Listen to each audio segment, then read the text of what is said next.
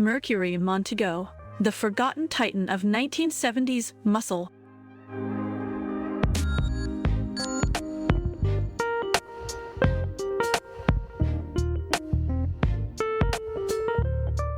The Mercury Montego. If this car were a person, it would be the bloke at the back of the pub telling war stories that you're not entirely sure you believe, but are enthralling nonetheless. Launched in the latter part of the 1960s and running strong into the 70s, the Montego was Mercury's attempt to stick it to the American muscle car culture while adding a sprinkle of refinement, or so they thought. Let's start with the basics. The Montego was a mid-size car, not as ostentatious as its Thunderbird cousins, nor as brutish as the Mustangs, but it had a presence. The design was straightforward, almost utilitarian, but with enough chrome to remind you that you were driving something special, something uniquely American. There's none of the over-the-top muscle flair of the era, yet it commands respect. It's like the quiet kid who turns out to be a black belt in karate. Beneath the hood of this understated giant lay an array of engines that could transform it from a placid cruiser to an asphalt-chewing beast. The top-of-the-line GT model came with a 429 cubic inch V8 engine, producing a whopping 360 horsepower. To translate that into modern terms, it's the kind of power that'd give you neck-snapping acceleration and the ability to leave lesser cars and their drivers in a cloud of burnt rubber and existential dread.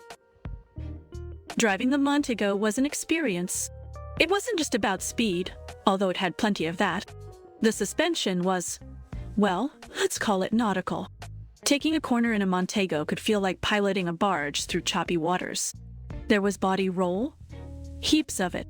But point it down a straight road, open up that V8, and you practically see the horizon morphing into a blur.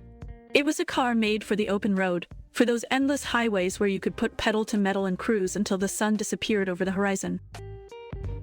Inside, the Mercury Montego was the epitome of 70s American car design. Vinyl seats that stuck to your legs like cling film on a hot day.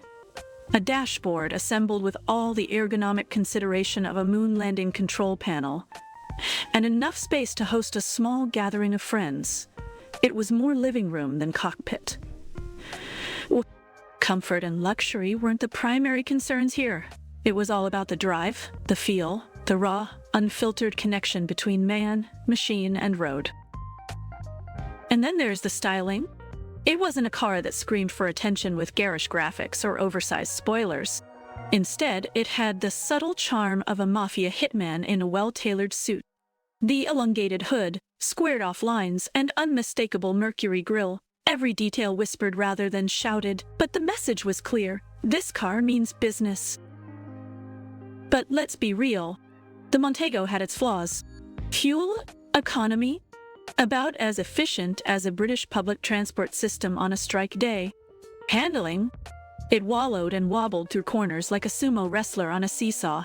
Practicality, trying to park it was about as easy as threading a needle with a sausage. But none of that mattered when you were behind the wheel, sun setting, radio blasting, and the roar of that V8 reverberating in your chest.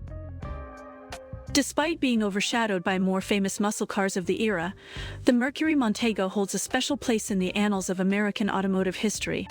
It was a car for those who appreciated subtlety intertwined with raw power. It's an unsung hero, a relic from a golden age when cars were defined by character, not conformity. Today, it remains a testament to a time when driving was an event, an experience to be savored, not merely the act of getting from one place to another. It's a reminder that sometimes the quiet ones are the ones you have to watch out for. They might just surprise you. If you're a fan of unsung heroes of automotive history, hit that like button. Subscribe to Autoicons for your regular fix of classic motoring legends that defined an era. Don't just watch, immerse yourself in the legends of the road.